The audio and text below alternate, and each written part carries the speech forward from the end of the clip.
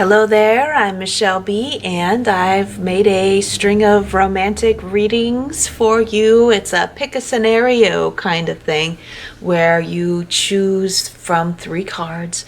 You resonate with the images, or if you already know about tarot, you're resonating with the scenario that's in the card, and then we'll go from there, taking a look at what the trajectory is ahead and any guidance that you might need to have for those scenarios. So this is mostly for the feminines, and speaking about their interactions with the masculine are always welcome to tune in and enjoy it, but I just want to let you know who who I'm like sending my thoughts and descriptions to. So without any further ado, let's go ahead and get started. Okay, Pisces, here we go. Let's find out those 3 scenarios for you going forward. And you pick out the picture that seems right for you. Some of you may know tarot already. So you might already know what each card means, and so that will help you resonate. Sorry about it doesn't want to be happy until I have some cards laid out. So there we go. We got started with that Queen of Cups. The second card would be the Page of Swords. And the third scenario, we have the King of Swords. Wow, so for Pisces, we have 3 different personality archetypes, which is really interesting. Another reading, I got 3 major arcana to choose from. So take a second to look at each of these images and decide which one you feel like best sums up the kind of questions or the kind of scenario that you're in.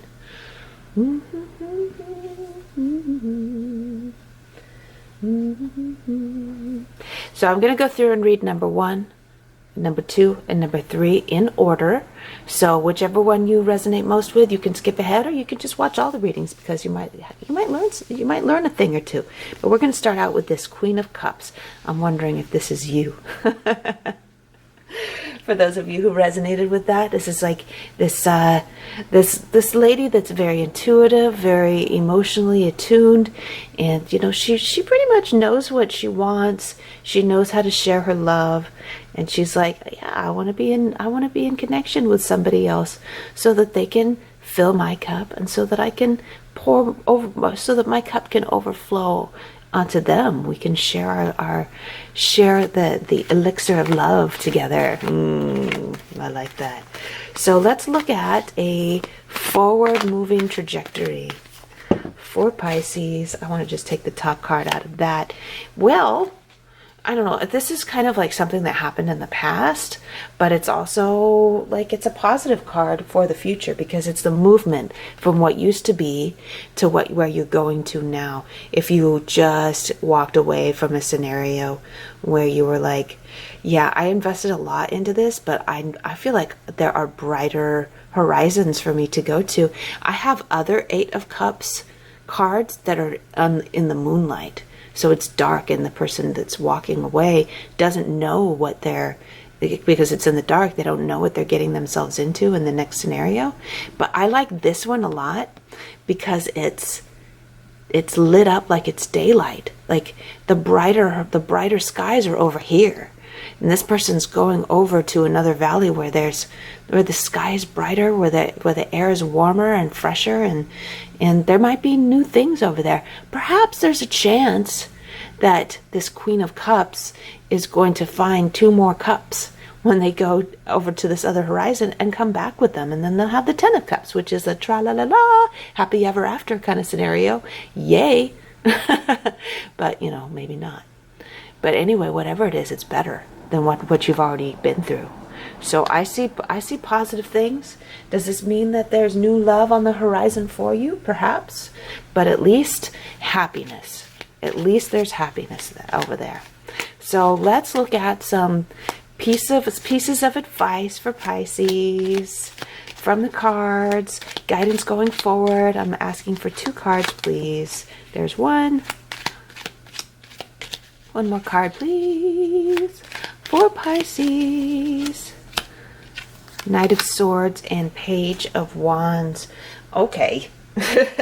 It might be that the person from your past could be a Aries kind of energy, but it's it's somebody, it doesn't have to be an Aries, it doesn't even have to be a fire sign like a Leo or a Sagittarius, but it's someone that's in and out, kind of flaky, expresses their affections in a like a powerful, a strong sexual way, but then when it comes down to it, they kind of disappear again. When it comes down to like the long-term stuff. So this person's still going to be kind of hanging around the periphery. They're still going to be like, hey, what's up? Hey, what's up, girl? You looking fly, So you're like, yeah, whatever. Try to resist the urge to just totally yell at this person and scold them. They can't help it. That's just who they are, and that's good for some people, not for you, obviously, or else, you wouldn't be walking away from it. So, yeah, watch out for that guy. I feel like there's something else that needs to come out. One more. Is there something else that needs to come out, or is it going to lead to nothing? I don't know. Let's find out. Something else. Ooh, I like that. Lots of choices. The 7 of Cups wanted to come out. It means that you're going to have a lot of choices. I don't know if you're going to be rushing out to be on the dating scene already, but yeah, I think there's going to be, people are going to be able, the masculine's going to be able to smell your singleness. And they're going to be like, hey, girl, what's going on? And you'll have a lot of choices, so you don't have to really trip on all this. There's going to be a lot of, I see a lot of fun, good stuff. It's walking away from heartbreak, walking away from the negativity can only do good things, can only lead you in a positive direction. Yeah, you're like heading toward a positive outlook, a sunny outlook, and that's going to attract a lot of positivity in all aspects of your life. So sweet. Okay, I'm going to scoot this scenario aside and go on to the second card, which is the Page of Swords. The Page of Swords is that Gemini energy that can be like a little bit like, I'm going to do this. I'm like, ooh, I'm excited. I'm going to do this. I got something to say. Really, it's like, you see the look on his face, like he's like challenging, like he's challenging the man. He's like trying to fight for something. I don't usually see Pisces as such an aggressive kind of energy. But yeah, I mean, if you resonated with that, just like, I feel like it's like, I'm sick of being spoken to in that kind of way. I'm sick of being treated that way. I'm sick of being spoken to in that way. If somebody's talking down to you, like you're some ignorant person, unless you're soft and sweet and tender.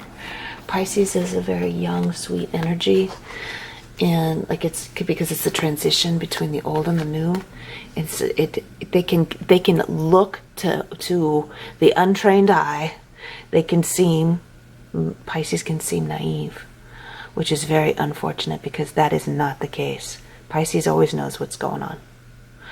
They're a little bit tricky, and like I feel like Pisces is, they can see that somebody's talking to them or treating them as if they're stupid.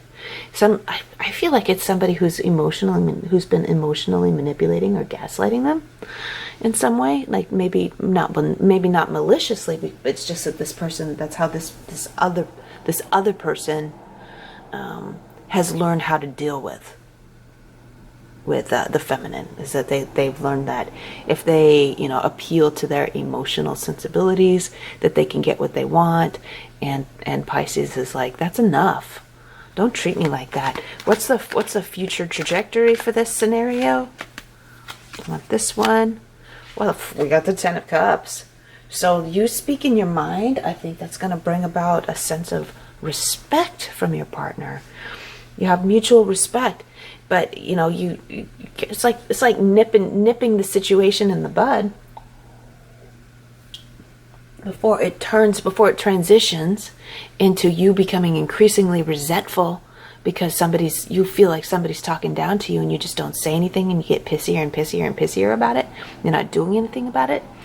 So like you're stepping up, you're saying something. Now remember, when you do speak your mind about how you feel that you're being treated, make sure you do it in the light of what you have at stake here. make sure you speak with grace, dignity, and respect. Assuming that your sweetheart didn't mean to talk down to you, didn't mean to be emotionally manipulative. They didn't really even realize what they were doing. Let's assume that, okay? Let's assume that they had no malicious intent, and that you just saying, hey, you know, this is how I feel when you talk to me this way, and I would appreciate it if you don't do that anymore, because I can't be treated that way. Like, please don't mistake me for somebody who is naive, who's a child that needs to be taken care of or told what to do. You know, don't mistake me for that. And like, that's going to go a long way. That's really good. So, final couple of thoughts for guidance for Pisces. Yes, this is good. This is very good. They're going to step down. They're going to feel kind of bad. They're going to feel kind of sheepish. Oh, yes. And this is how you're going to shine for them. You're going to shine like an independent woman because you spoke up. They're going to see you in a whole new light, like I said. They're going to see you as a woman that can speak her mind and speak for herself. But the thing is to not come into the conversation in a super aggressive, defiant way. Don't come across as a bitch. Come across as a reasonable person that has a very reasonable request. Okay? Scooting scenario 2 aside, we're coming over here to scenario number 3. This is the King of Swords. I see this very much as Aquarian energy. Pisces often has Aquarian energy somewhere in their chart because they're right next door to each other. So this is he's the maverick. The Knight of Swords is the maverick, and also right now we've got a lot of planets coming into Aquarius. So there's a strong Uranus energy. It's very immature, I know. Anyway, as I was saying, oh my gosh, look at you again. This one wanted to come out. Look at that.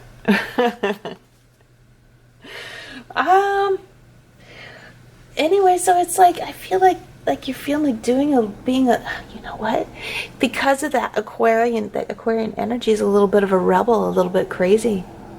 It's feeling like being a little bit irresponsible, being a little bit naughty. Yeah.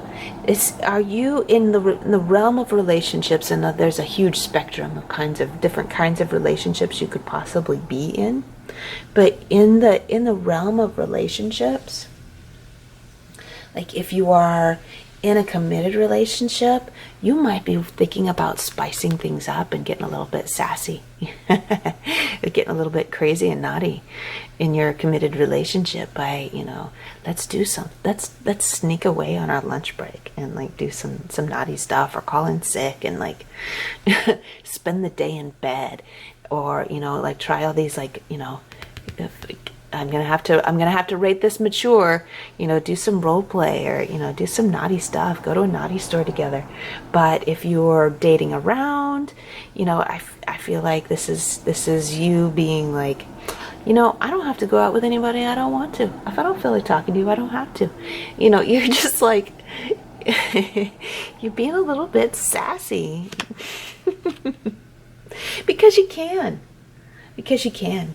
You can talk to whoever you want, Pisces. You can do things that the Aquarius, the King of Swords, he does whatever he wants, whenever he wants. Of course, it's really important for you to be reasonable when it comes to playing with somebody else's heart.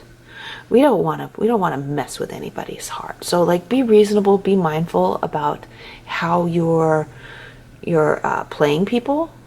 But, really just do things for yourself for a little while. And I think that's something that Pisces hasn't done in a long time. Just been a little bit bad just because they can. Does that sound wrong? I don't think so. I think those Pisces that resonated with all of this, with that whole thing. Yeah, so, now with the Pentacles being here, I feel like it's more like your physical self rather than your economic self. There could be some of you might be like, let's go on a vacation, and that might cost you a little bit of money. Or like I said, if you call in sick to work just so you can fool around with your lover, that might cost you some work time. But I don't think it's a huge, like, being irresponsible or, you know, losing control over your money. I feel like it's more like taking some risks. Taking some risks when it comes to, you know, or sticking your neck out when it comes to your physical body. Doing very different things when it comes to your physical body, because you can. Okay, a couple pieces of guidance before we close out here for this third scenario, for this very... ooh, people are gonna like that about you. They don't want you to be needy. Nice. They don't want you, people don't want you to be needy. They don't want you to be like, there's something that's an issue, like a shadow aspect of Pisces, is they have a tendency to blend in with their social environment, with the people that they're around. They do whatever it takes to make the people that are around them happy. That's not a bad thing for the other people. But it can be a little bit of a bad thing for you, because you lose your sense of identity. And it's time. It's time right now for you to be really working on your own identity, to really look into what's good for you. And that might feel really, really bad at first, but it's actually, there are a lot of people out there that are already doing it for themselves, and it's not considered bad at all. It might be a hang-up that you were taught at a young age. I get that. I've had that feeling. So, yeah. Nobody's going to give you a hard time. The judgment here is in reverse. This is all, the judgment you feel from other people, it's all in your head. Nobody's really going to give you a hard time about being a little bit naughty just for you. Doing things just for you for just a little while. Okay, I'm going to close out here. Pisces, your February monthly readings are on my channel, on the playlists, under February 2021 readings. Look up Pisces. It's there, so that you can see what to expect for the month ahead. If you love this reading, please subscribe. Talk to you later.